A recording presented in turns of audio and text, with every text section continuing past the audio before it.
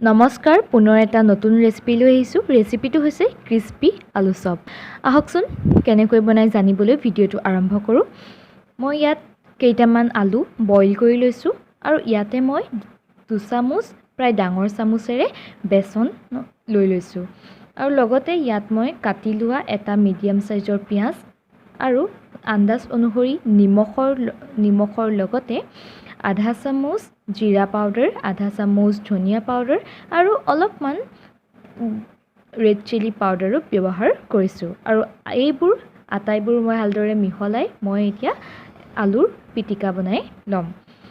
এতিয়া মই ৰিফাইন তেল অলপমান হাতত ঘঁহি ল'ম যাতে আলু চপবোৰ বনাওঁতে হাতত লাগি নধৰে আৰু এইদৰেই মই নিজৰ পচন্দ অনুসৰি সৰু সৰুকৈ আলু চপবোৰ বনাই ল'ম আৰু আটাইবোৰ বলছ বনাই হোৱাৰ পাছত মই এটা বাটিত এটা ডিম ভাঙি লৈছোঁ আৰু ইয়াতে মই অলপমান নিমখ আৰু অলপমান হালধিৰ গুড়ি মিহলাই ল'ম আৰু ইয়াতে মই প্ৰায় 2 ৰেড ফুড কালাৰৰ ব্যৱহাৰ কৰিছোঁ আৰু যদি আপোনালোকৰ ওচৰত ফুড কালাৰ নাথাকে তেন্তে আপোনালোকে যদি জ্বলা খাই ভাল পায় তেনেহ'লে কাশ্মীৰী মিৰ্চৰ পাউডাৰ অলপমান ব্যৱহাৰ কৰিব পাৰে। যদি আপোনালোকে ইচ্ছা কৰে ইয়াত একো ব্যৱহাৰ নকৰিলেও কোনো কথা নাই, মই মাত্ৰ কালাৰৰ বাবেহে এইটো ব্যৱহাৰ কৰিছোঁ।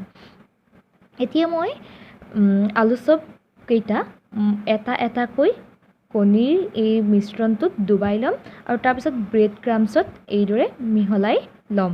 যদি আপোনালোকৰ ওচৰত ব্ৰেড ক্ৰাম্বছ নাথাকে তেন্তে কেনেকৈ বনাই জানিবলৈ মোক তলত কমেণ্ট কৰি জনাব। এইদৰে মই আটাইবোৰ ব্ৰেড ক্ৰাম্বছৰ লগত কোটিং কৰি ল'ম আৰু এইবাৰ আহোঁ ফ্ৰাই কৰালৈ। এতিয়া মই এখন কেৰাহীত তেল গৰম কৰি লৈছোঁ।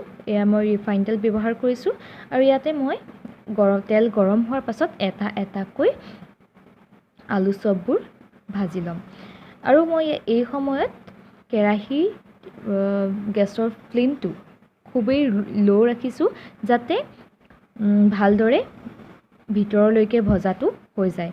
যদি আপোনালোকে গেছৰ ফ্লেমটো হাই ৰাখে তেনেহ'লে সোনকালে জ্বলি যোৱাৰ চান্স থাকিব। এইটো অলপমান ৰঙচুৱা হ'লৈকে মই ভাজি লৈছোঁ।